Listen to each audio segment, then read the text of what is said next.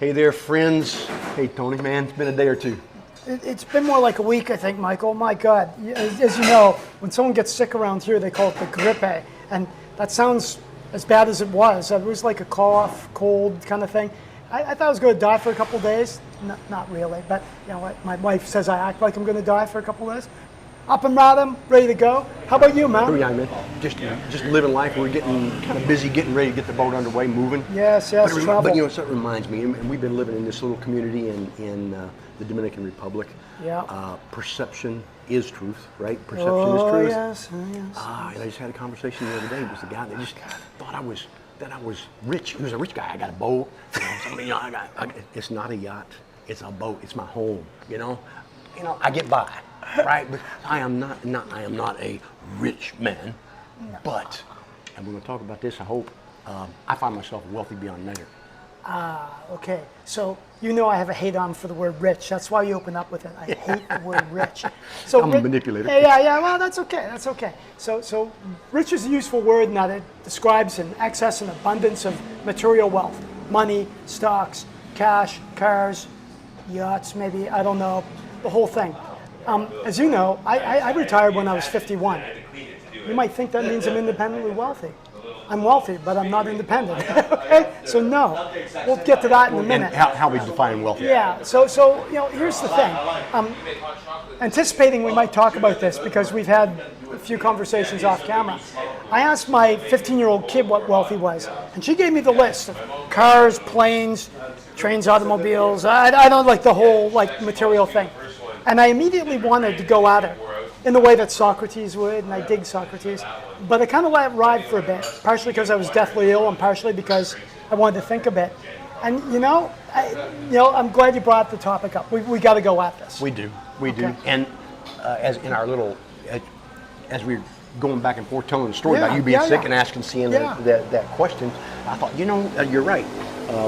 Dude, I've had the fancy cars because they were not, and maybe they were a status symbol. I mean, I had the big house, had all that stuff, and I thought, I'm poor because I didn't own any of that stuff.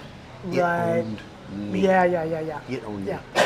So now we get to that whole perception thing. So we might use a little bit of Socrates here to help us out because we talk a lot about Stoicism, sometimes existentialism, but Socrates, he if not predates, is at least at the very beginning of what we would be, and dude had a lot to say and a lot to do, more importantly. But we'll get to that over subsequent episodes. But Socrates did a lot of battle and maybe even lost his battle when he was told to drink the poison hemlock and off himself with the sophists. And the sophists were kind of an interesting group. They were rhetoricians, fancy word for saying they taught people how to make arguments, speak properly, look good. Yeah. So appearances. Socrates had a hate-on for the sophists, and the sophists didn't like him particularly either. They were politically engaged. They were, telling the best and brightest how to present themselves, and Socrates was kind of making everyone look a bit foolish, maybe a bit like an asshole as well, by asking simple, basic questions and letting them come to their own understanding. So the problem of appearance versus reality, for lack of a better term, that even goes beyond Socrates, of course, but Socrates was already doing battle with the idea that just making yourself look good is not enough. Authenticity requires a deeper dive. Yes. And how do we find that was kind of where I got to my place, I didn't own this stuff, it owned me. Yeah. The fancy suits, the silk trousers stuff. Oh my God. It's Good times. It's a facade, was not the authentic me. No, exactly.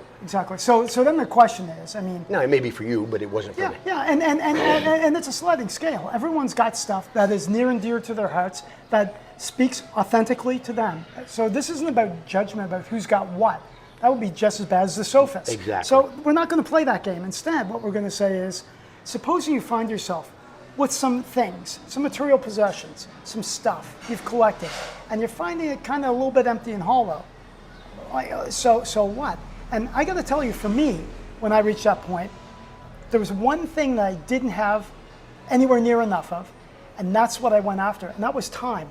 True that. Most precious commodity we have. Exactly. So we could talk about time in the absolute sense, like At some point, we all run out of it because none of us get out of this alive. Life is terminal. Yep, exactly. But the other possibility of thinking about it, and this is how I've described it to my daughter, is that most things in life are comprised of combinations of time and money. And very rarely do you get both at the same time, perhaps never. So what you got to do is figure out that balance. So sure, we all need money. We all need material possessions. Clothing is good, especially when it's cold out. Money's good. It lets you buy food if you're not growing your own. Of course, if you have a lot of time, you could grow your own food. Then you don't need as much. You see? Yes. So it's this strange sort of scale balance. And there's no perfect balance. It's just a balance for a person, an individual, and their family, and their community at any given time for any given point. But you see, when I was doing kind of well by most standards, I had my time daily blocked out in 15-minute blocks, and I could not be late for anything. And these kind of conversations, I didn't have time for that shit. Right. I was the professor then, not the reluctant professor. I was in the classroom on time, and I was telling people what was going on. I was trying to do it in an intelligent way, but I was there to get a job done. And then, as the clock ticked down, it didn't matter where we were, we're done on the next one. So I resented the lack of time. But it took me a couple of years to figure out that my pursuit of money was part of the reason why I had no time. Okay, back to that perception. We are inundated Yes. on any given day. Yes. On any given day, I look through my Facebook feed.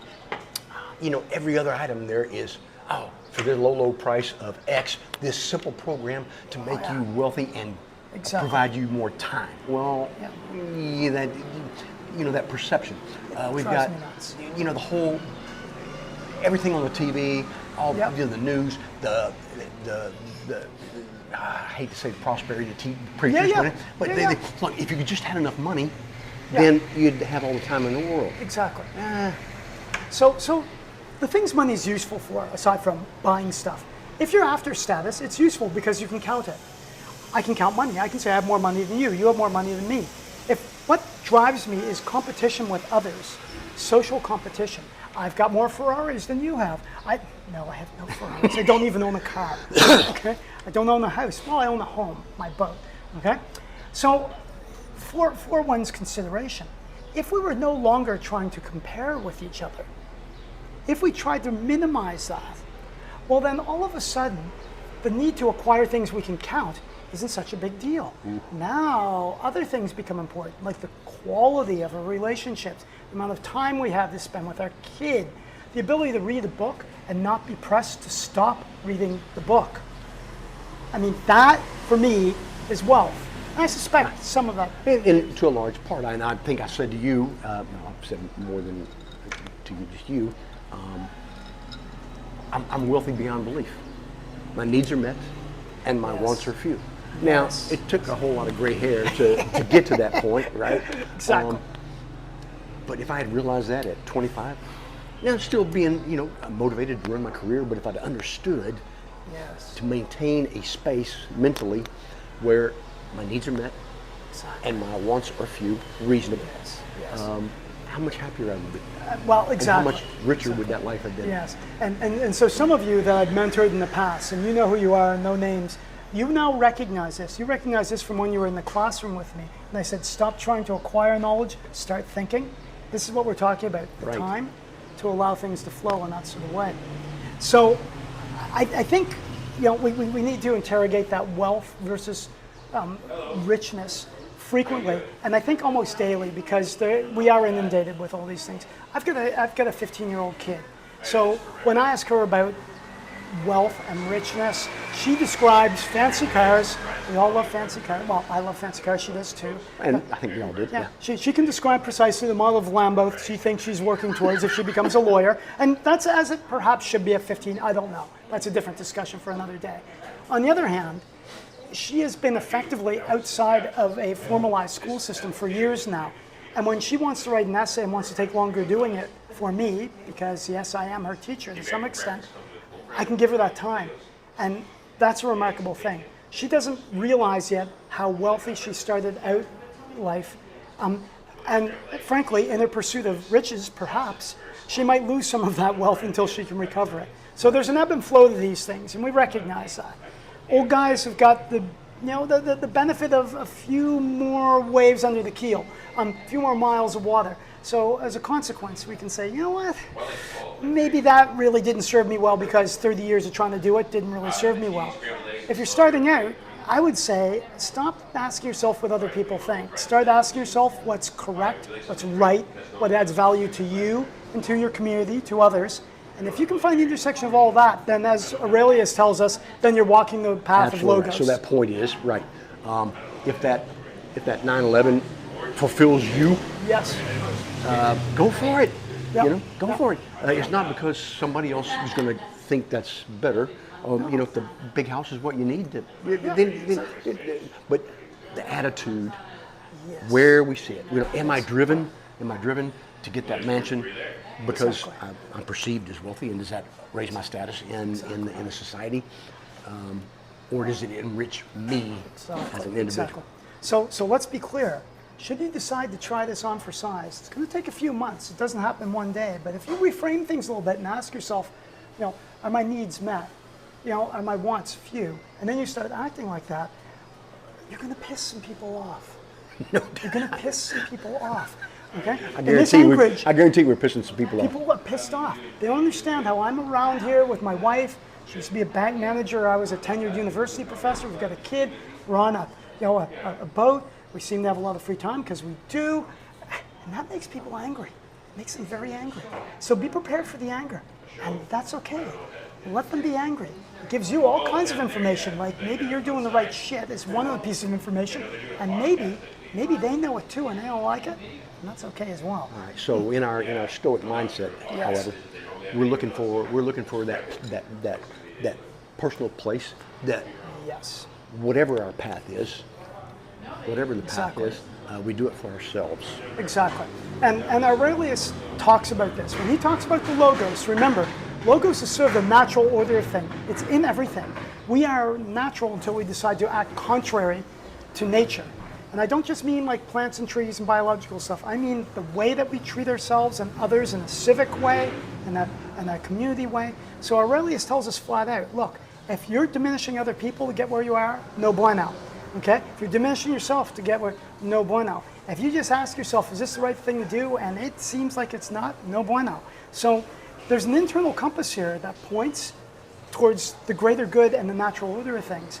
And that's the sweet spot. When I finally realized that, after, I don't know, let's just say for argument's sake, about 40, 45 years of trying to figure that out, things get a lot easier. When you don't resist against what's natural, normal, and just and correct, then the decision making is pretty easy.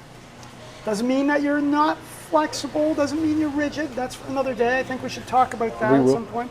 But what it means is you yourself can determine what the correct path is, as a rugged individual would, as someone who's capable in the world, giving, but also, you know, focus on the self enough that they don't diminish themselves. Okay. So to wrap this up, our perception of wealth is a little bit different. It's been hard fought to get to that perception. Yes, it of wealth. has. Yes, All it right. has. So, in a nutshell, what is wealth? Wealth is having your needs met, and simultaneously your needs are few. Your wants are few. Well, your needs are few too, but yeah, your wants are especially few. Yeah. I agree. Right, I agree. right, yeah. Wants, needs, few.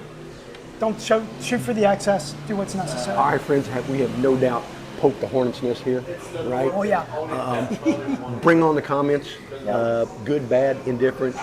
Make sure to hit that follow button. Yep. What's that? Follow button. Welcome to Luperon. Everything's happening here now. So if you came here for the one quick hack that's going to fix your wealth needs, you came to the wrong place. If you wanted a conversation, You have to stick around. Maybe we'll get there Yeah. in a year or two. but for the time being, stay for the conversation and add to it. All right, hoo-yah. Boom. We're out. Okay.